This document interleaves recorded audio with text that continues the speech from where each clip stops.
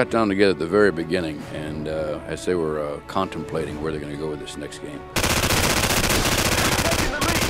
And I was able to bring in a young soldier, just came back from Afghanistan with me, and talk about different movements, different techniques, how the weapons operated differently.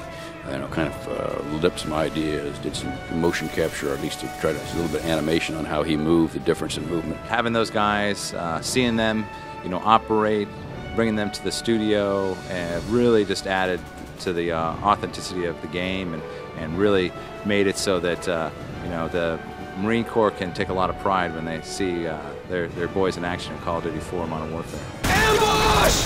Contact right! Contact right! Take south of us! We've really focused for Call of Duty 4 to be a very international game, to have a very wide appeal. We've been to all over Europe, to the UK, to France, to Italy, to Germany. Everyone has just been loving it. Every time we show the game, we have standing ovations during demonstrations, and we got people that just keep coming back to play the game more and more and more. I heard one Russian journalist tell me, well, you have to have the Russians as the bad guys. I thought we got over that. No, we're not communists anymore. Why do you have the Russians? What, you get any of that out there? A little bit. There's some posts on the forums, but just to let folks know that this is a Russian separatist who is a bad guy. You're not fighting against the Russian government. We love Russians. UAV recon standing by. With regards to the multiplayer, you've got the ability to level up your character as you would see in an RPG. And you start off at level 1, I believe at level 4 you open up Create a Class, which allows you to mix and match your weaponry, your attachments, and your perks, which is the way you customize your characters. You unlock various types of weapons, various challenges, and you gain with those weapons the ability to complete new challenges with each weapon that unlocks additional attachments. Once you actually hit the level 65 for your character, you unlock Prestige Mode, which is a whole new way of playing the game. So, which I'm not talking about that right now.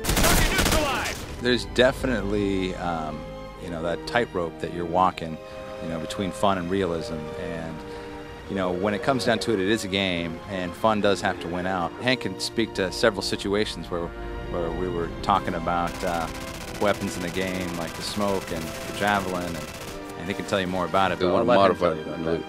Like the grenade would go off immediately without a cook-off, and of course, usually you get a 5-second delay.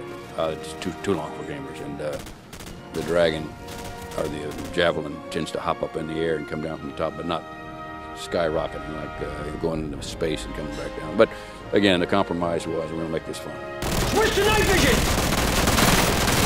Time to go! Get moving! I also said, we really ought to hook a taser up to the genitalia of the player so that when he gets shot or gets a wound, it's not the little red flash on the screen, and you just see guys whimpering like sick puppies in their basement after playing the game, thinking, I don't want to do this again. But then we wouldn't sell a lot of these games. So.